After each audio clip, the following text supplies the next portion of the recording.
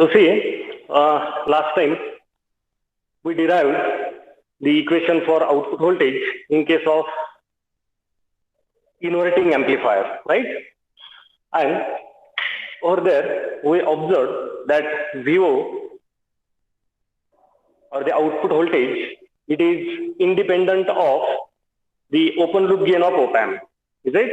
Only that resistor RF and R1 over there, it decides or it will be able to determine how much will be the output voltage for that inverting amplifier right now.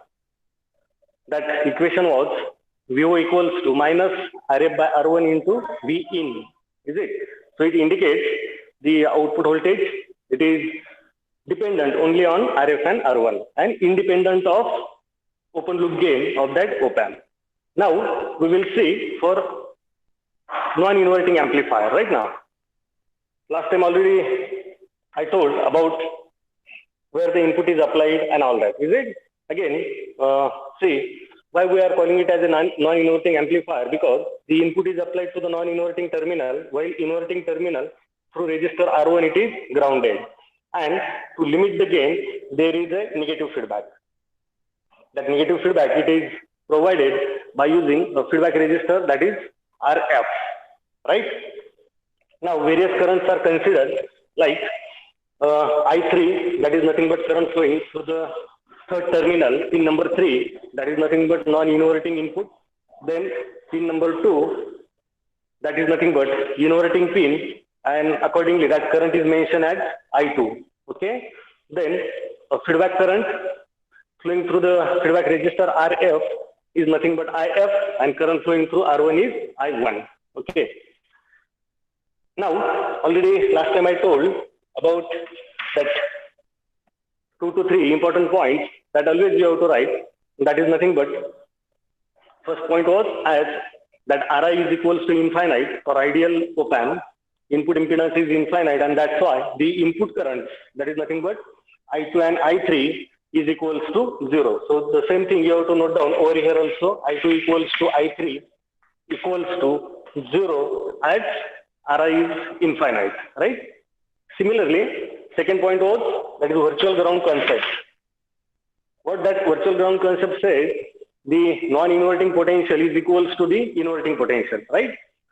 See, in previous configuration, that is inverting amplifier, as the input was connected to the inverting terminal and non-inverting terminal was grounded, and that's why we considered over there VA equals to VB equals to 0, right?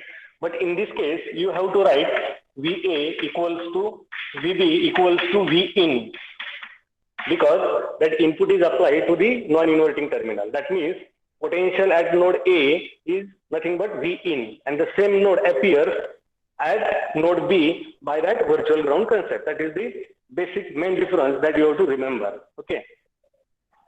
Now, first of all, we'll try to define how much will be IF, how much will be I1, right? So that IF or I1 equals to I1 or IF is nothing but what? Just try to write by yourself. So if I want to write the equation for IF, then how much it will be? Can anyone?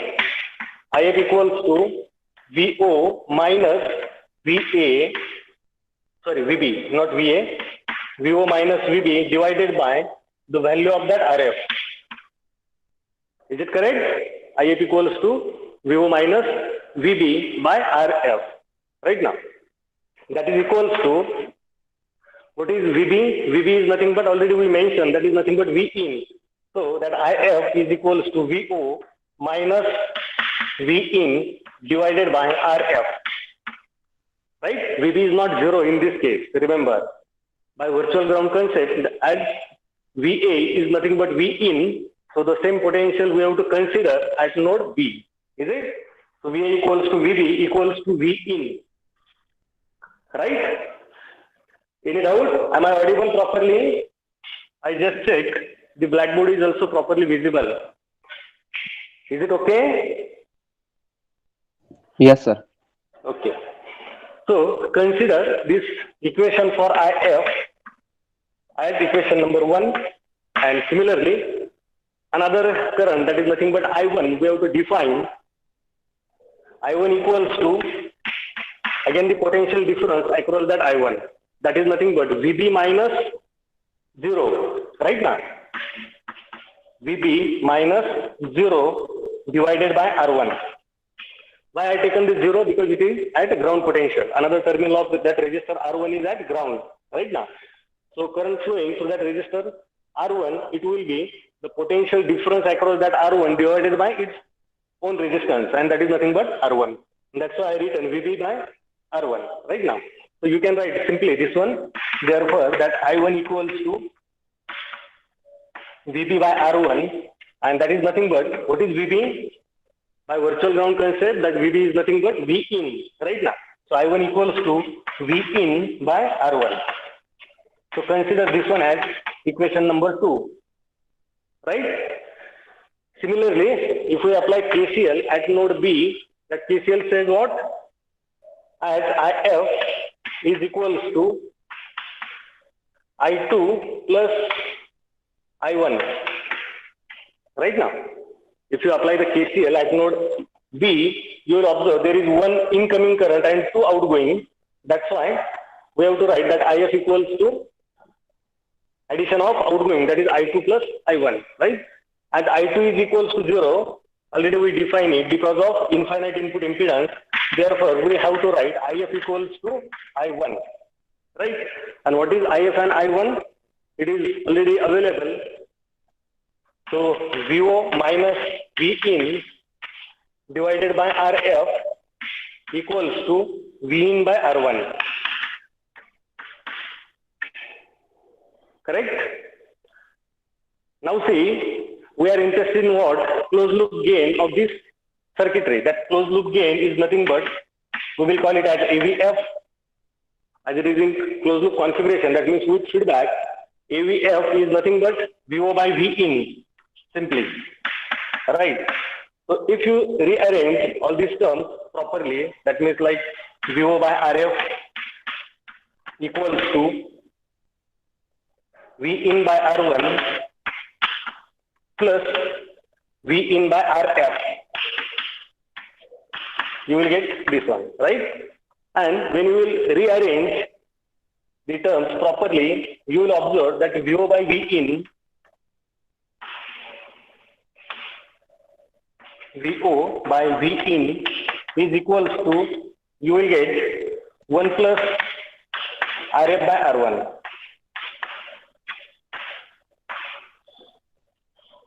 Right. Therefore, at the end, we have to highlight AVF equals to simply 1 plus RF by R1. So this is the gain for non-inverting amplifier. Or you can write how much will be the output of this non-inverting amplifier. That is nothing but VO equals to 1 plus RF by R1 times of V in. Gain times of input, right? Is it okay? So see the difference between that previous one, that is for inverting, and now for this non-inverting, you will observe in both cases the gain of amplifier, it is independent of open loop gain of op-amp, that is AV, right now. That gain, it gets simply defined by that externally connected or used resistors RF and R1, that's all. Is it okay? So you have to remember this final relation, how that AVF can be obtained, or how much is that AVF, or it is dependent on what, right? Is it okay for non-inverting amplifier? Shall we go ahead? Okay. Now the third application we will see, and that is nothing but voltage follower. Op-amp as a voltage follower.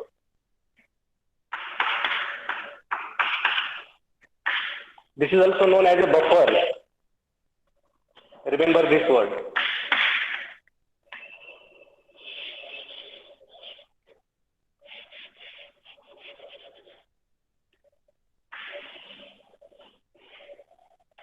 This is the circuit diagram for this third application, that is nothing but voltage follower. or we can call it as a buffer also. So see, what is that voltage follower? The total output voltage, it is fed back at the input side. No resistor is used in the feedback path, and that's why we can say in this case the feedback will be 100%, and that's why we will get VO equals to simply V in. So what you will write again, same as that of previous analysis. Consider op-amp as ideal op-amp. Input impedance of that op-amp is infinite, and that's why I2 equals to I3 equals to 0, right? Second thing, by virtual ground concept, VA, that is voltage at non-inverting, is equals to voltage at non-inverting terminal. That means VA equals to VB equals to V in as it is, right? Correct? Now, as I2 is equals to 0, that means VO is nothing but VB. Right now, see, by virtual ground concept, I will write over here VA equals to VB equals to V in, right? I will show you this step later on, right? As VA equals to VB equals to V in by virtual ground concept, you will observe that VO is nothing but VB because 100% feedback is there. Looking towards the diagram, VB is nothing but what? VO, right now. And hence, what is that VB? VB is nothing but VA, which is nothing but V in. Therefore, is equals to VB is equals to VA, correct? And VA is nothing but what? V in. So like this, you have to derive the equation for voltage follower. Output follows the input, and that's why the name is given as voltage follower or buffer. There is no amplification. Whatever input you will apply, the same will appear at the output side, right? Now, there may be a question, then what is use of this circuitry, buffer circuitry? Right now, if we are getting that output same as that of input, then what is the use? So remember, such type of circuits, voltage followers, are mostly preferred for the impedance matching purpose. Impedance matching means what? I think I given that example, CC, CB, and C configuration in previous one of my lecture, but still I will again explain what is that, what is mean by that impedance matching, right? So see, if there is some voltage source and there is load, okay. So if these two devices have the various input and output impedances, means if the source have somewhat different impedance as compared to input impedance of load, then there is a power dissipation because of mismatching of the impedances, right?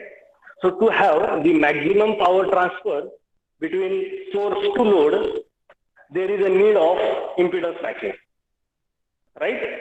So that the maximum power gets transferred from the source to load.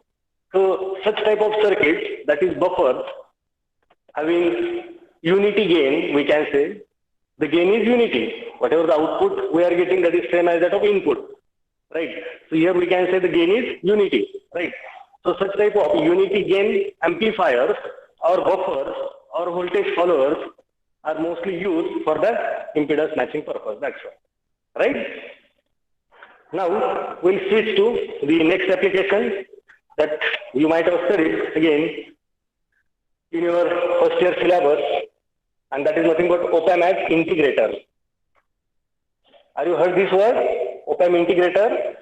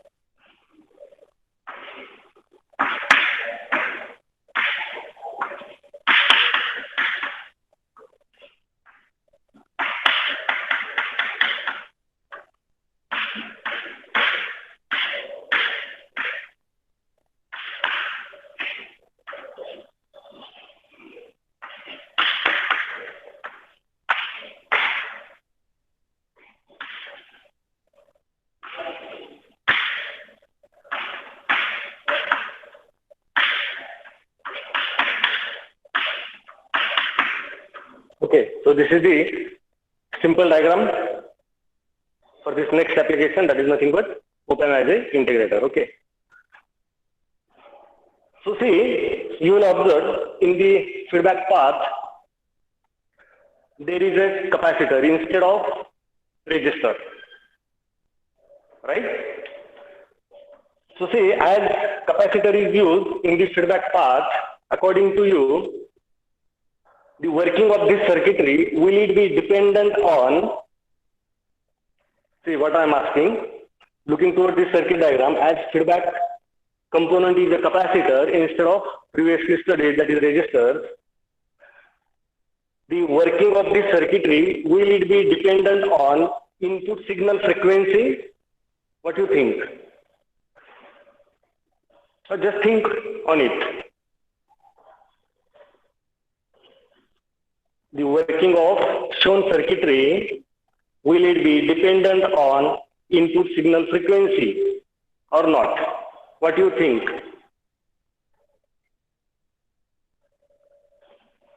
Apply the basic knowledge only. It's very simple. Okay. Say the op-amp used, it is in inverting configuration. That means input is applied to the inverting terminal, right?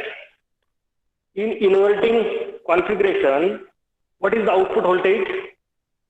That previously studied op-amp as an inverting amplifier. What you studied over there? VO equals to what? Fastly.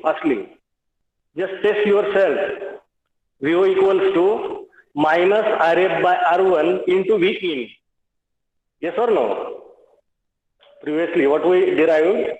VO equals to minus RF by R1 times of what? V in. And over there, a comment we given, that is nothing but the output voltage of op-amp amplifier. It is independent of op-amp open loop gain. It is totally dependent on externally connected components, that is RF and R1, right? So if you apply the same logic over here, can we say that VO, it is dependent on the reactance offered by this feedback component, that is capacitor, and the value of that R1? Yes, right. Now, what is the reactance offered by capacitor? That is nothing but, we can write here XCF, is it? And that will be equals to, you are now well familiar, the reactance offered by capacitor is what? It is 1 upon 2 pi Fc. Yes or no? So looking towards it, can we say the reactance offered by capacitor, it is dependent on frequency? Yes. Frequency of what? What frequency input signal we are using right now. So simply looking towards all these things, if I will write here, my input signal is DC signal. See, if my input signal is DC signal, according to you, what is the output of this circuitry? Can anyone?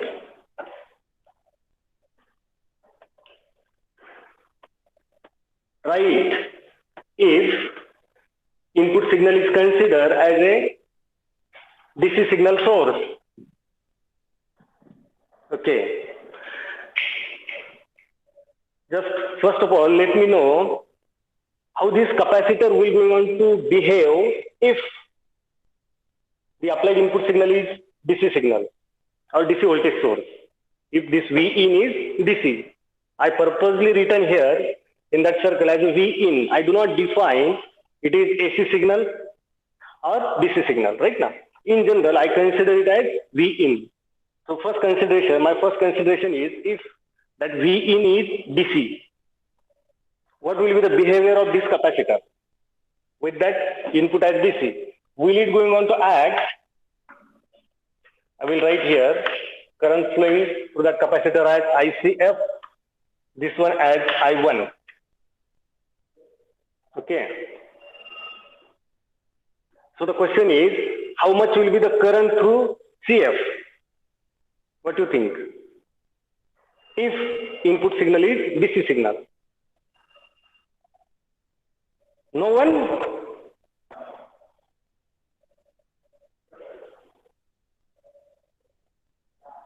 Am I audible properly?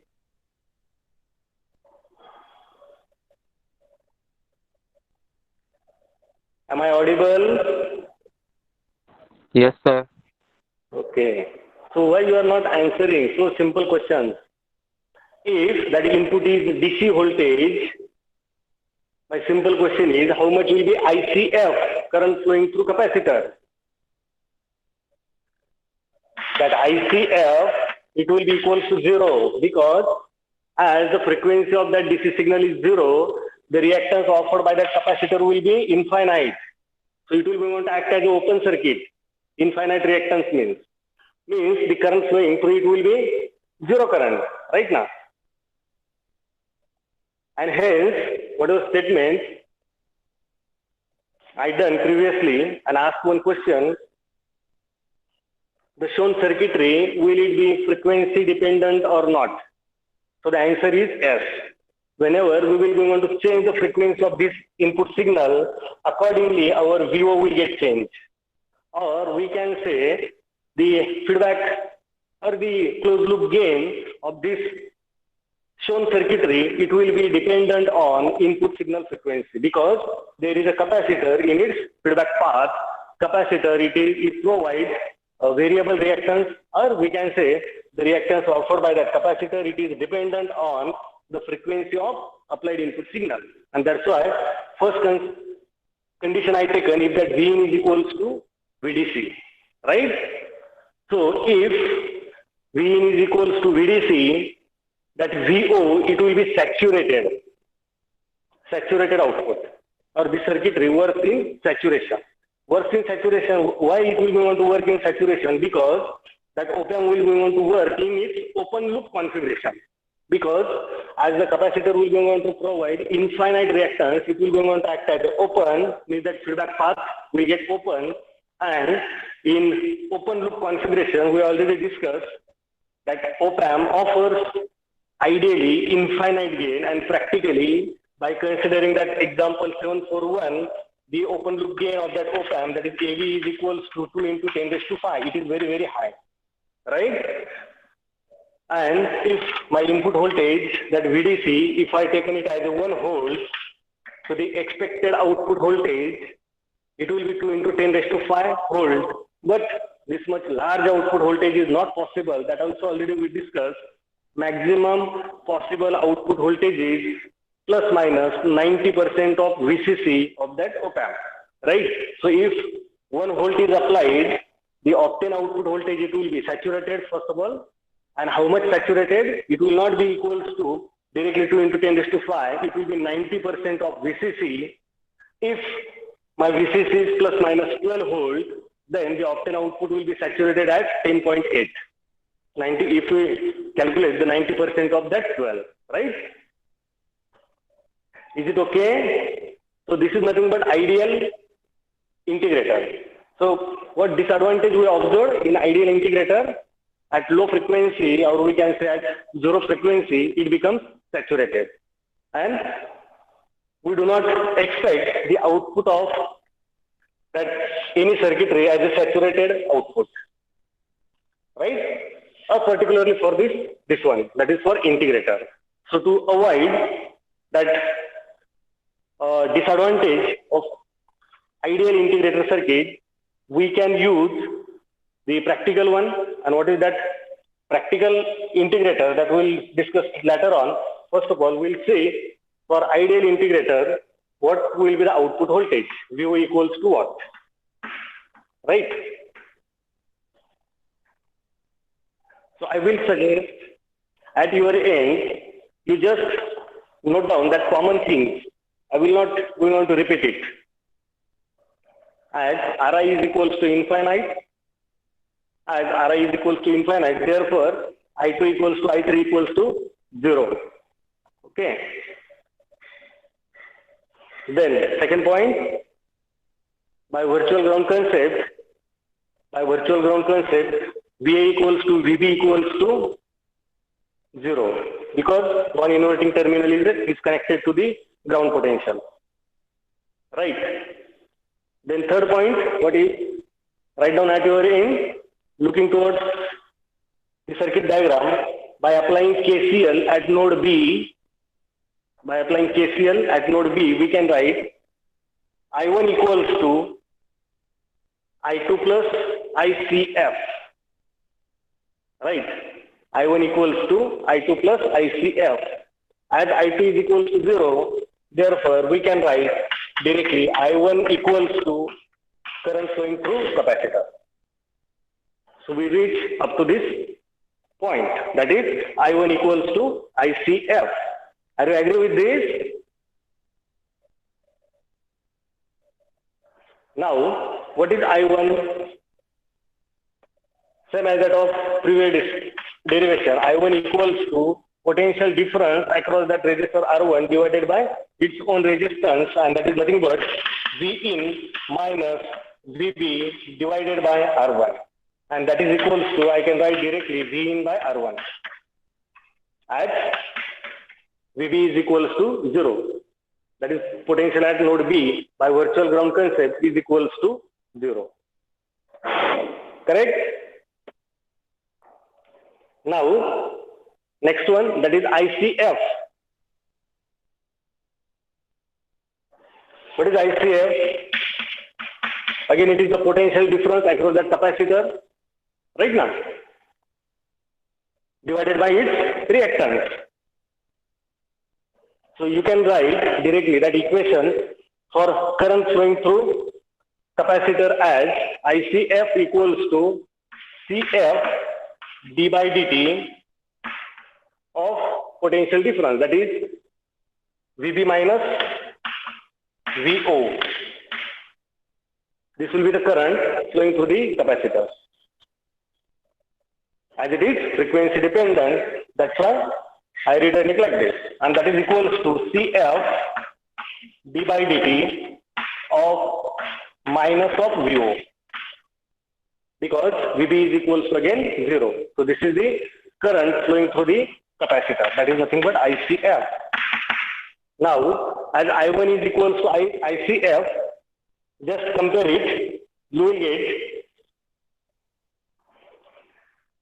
V in by R1.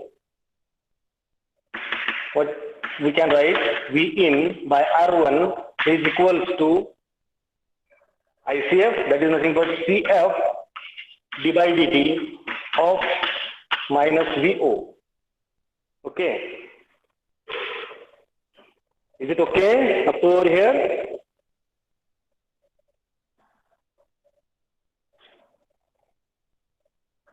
Now, next step, by integrating both sides, what will be there? You can write R1 integration of V in dt. Integrating both sides, you will get 1 by R1, not R1. Integrating it 0 to t of V in dt equals to, directly you have to write, it will be equals to how much? CF into minus of VO. Right now, integrating both sides, we will get 1 by R1 integration 0 to t of V in dt equals to C into that CF, capacitance of that feedback capacitor, into minus of VO. And therefore, VO equals to, we are interested in what? VO. VO equals to, how much will be the output voltage? Minus 1 upon R1 into CF integration of 0 to t V in dt. So this is the equation for ideal integrator.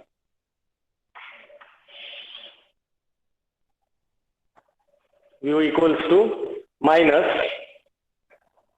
1 by R1 CF integration 0 to t V in dt. Is it okay? Again, you will observe the output voltage in this application also it is independent of the open loop gain of the op-amp. Again, it is totally dependent on R1 and CF, right? Now, I explained about the disadvantage of this ideal integrator, and that is nothing but at low frequency side, the circuitry becomes saturated. So to avoid the saturation, okay, before going to that, okay, we'll discuss that practical case first of all, and then we'll ask few questions. So to avoid the saturation of this ideal integrator at low frequency, mostly feedback resistor of high resistive or high resistance, it is preferred parallel to the capacitor. So remember, what is the use of this feedback resistor? It is used to avoid the saturation or to improve the disadvantages of that ideal integrator, right? And this is nothing but RF. So I will title it as practical integrator.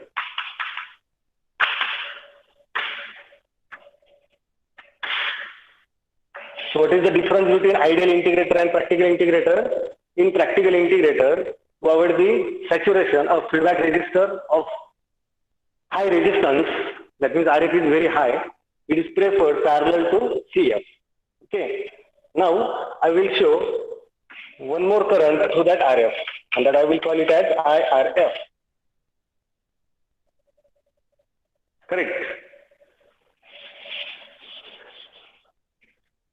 Now, before going to the derivation, we will see how it will going on to avoid the saturation of the output to get saturated, right? Again, same as that of previous consideration, I will consider that Vin is equals to VDC. Correct? Looking towards this circuit diagram, what will be the gain of this circuitry if Vin is equals to VDC? Will it be open loop gain or closed loop gain? Just think on it. If my input signal is DC signal, okay. In case of ideal integrator, we observed when input is DC signal, that op-amp it works in open loop configuration because there was only CF, and that CF it offers infinite XCF, that is reactance, right now, which is equals to 1/2 pi FC. Now, if the same condition we taken, that is Vin equals to VDC, that CF it will go on to offer the infinite reactance, but RF is independent of frequency component. RF is already there. The value of resistance of resistor, it is independent of input signal frequency. Remember, right now, we already covered all these things during our prerequisites. So no need to explain it again. So see, if Vin is equals to VDC, the closed loop gain of this op-amp, that will be equals to minus RF by R1. Or we can call it as a DC gain, right? And how much will be the output voltage, or that output voltage will be saturated output voltage or not, that will get decided by value of this RF and R1, right? We'll take one example so that it will be very clear to you. I will consider again same input voltage as 1 volt DC, right? It will be 1 volt DC if plus minus VCC is 12 volt. In case of ideal integrator, that means there will not be a feedback resistor RF, output will be saturated, that is 10.8 volts, right?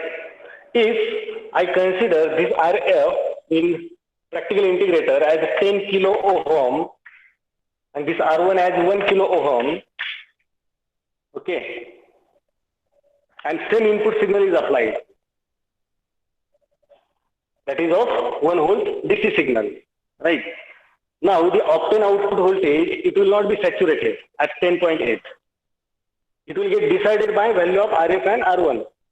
So it will be that VO, it will be AVF times of Vin, and AVF, it will be 10. Right now, that is 10K divided by 1K, that is RF by R1. So AVF, it will be 10, and hence that obtained output voltage, it will be 10 volts. It will not be saturated output. Saturated output for the shown configuration, it is 10.8.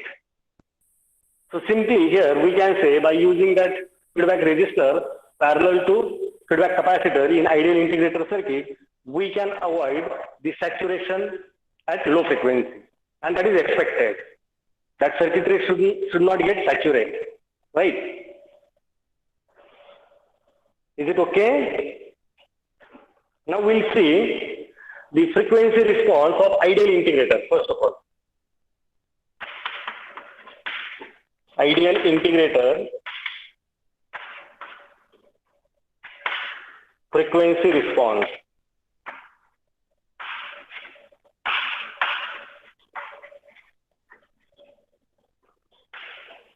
As we are seeing the frequency response, that means on the independent axis, that is on x-axis, we have to take frequency, and on y-axis, we can take either as a gain or output voltage. Okay. So see, if consider ideal integrator, to plot first of all this frequency response. So see, if the frequency is 0, just let me know how much will be the gain. Will it be 0 or maximum? Fast, respond it now. Already I explained each and everything. If my input signal frequency is 0, consider ideal integrator, I have to plot the point for gain on y-axis. So where I should plot it? At origin or at maximum level?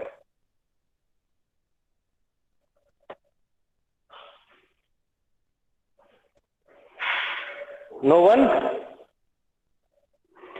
If the frequency is 0 Hz, how much will be the gain offered by this circuitry? Ideal integrator. Already I explained it. It will be going to work in open loop configuration, and in open loop configuration gain is very high right now. So the point for gain, it will be directly at the maximum level. So I will consider this one as maximum gain. Later on, if I increase the frequency of that input signal from 0 Hz to onward, right? For ideal integrator circuit, if the applied input signal frequency, it is non-zero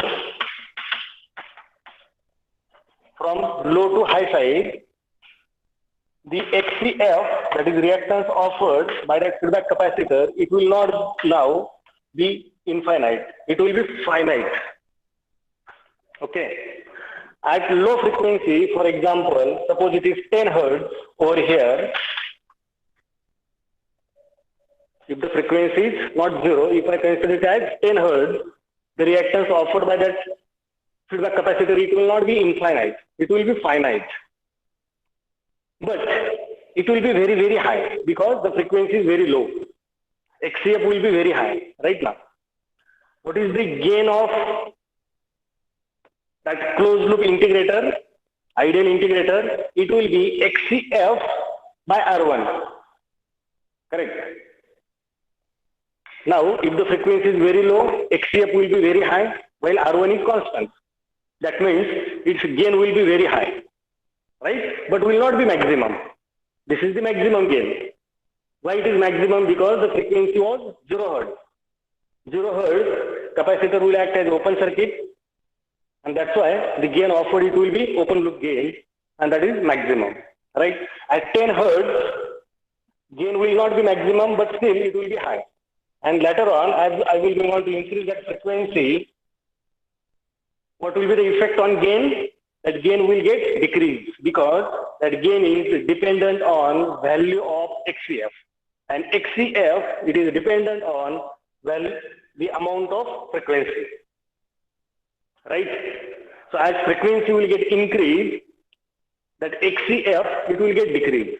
As XCF will get decreased, gain, which is directly proportional to XCF, that also will get decreased. And hence, the frequency response of an ideal integrator, it looks somewhat like this. So over here,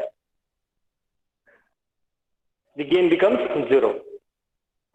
That means almost output becomes 0, because, or not 0, that output is same as that of input. And that integrator circuit starts to work as a unity gain amplifier, that is buffer. That means V equals to V in. That means this capacitor, ideally, it works as a short circuit. And whenever it will go on to work as a short circuit, in one of the previous application, that is voltage follower, we observed that VO is equals to V in, because XCF, it will be as good as 0 at very high frequency, and hence the gain becomes unity, right? This is gain in decibel. Consider this one as gain in dB. So if you calculate it by that formula, 20 log of absolute gain, so 20 log of 0, that will be 1. Answer will be 1. Okay.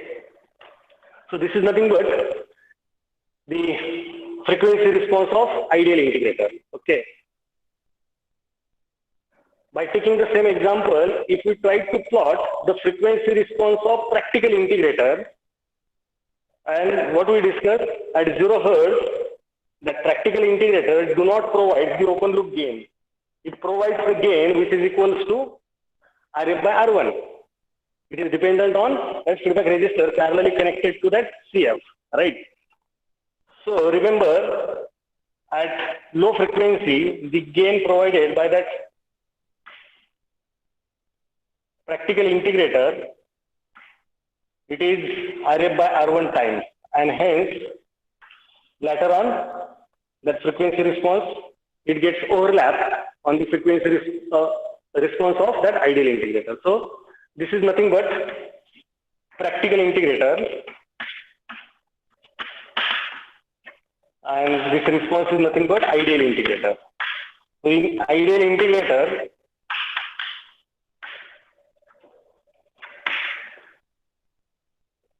in practical integrator, we avoided the saturation. So this is known as, or up to 3 dB again, that means almost over here. This practical integrator is simply working as amplifier, or we're going to provide the output equals to the DC gain of that integrator, right? So it is working as just simply as an amplifier. So this frequency, after which there is a decrease in gain by minus 20 dB per decade. Roll off in gain, it is minus 20 dB per decade, right now. So the frequency after which that gain starts to decrease by minus 20 dB per decade, this region of operation of that practical integrator is known as integrator. While the frequency between 0 to FA, where that gain almost remains constant, is known as simply as an amplifier. That integrator is working as an amplifier for the frequency range 0 to FA. Okay, because this gain, it gets decided by Rf, or you can write it Rf by R1 simply. Okay, so this is just simply working as amplifier for the range 0 to FA, and at the frequency where that gain in decibel, it becomes unity, it is known as FB. So it is the frequency at which gain of that practical integrator, it becomes unity. So remember, for the frequency range of FA to FB, that integrator is, or that practical integrator is really working as an integrator. For the frequency range 0 to FA, it is working as a DC amplifier, or just simply as an amplifier. Correct? So what is that FA and FB, or how it is to be determined, that we will discuss in the next lecture.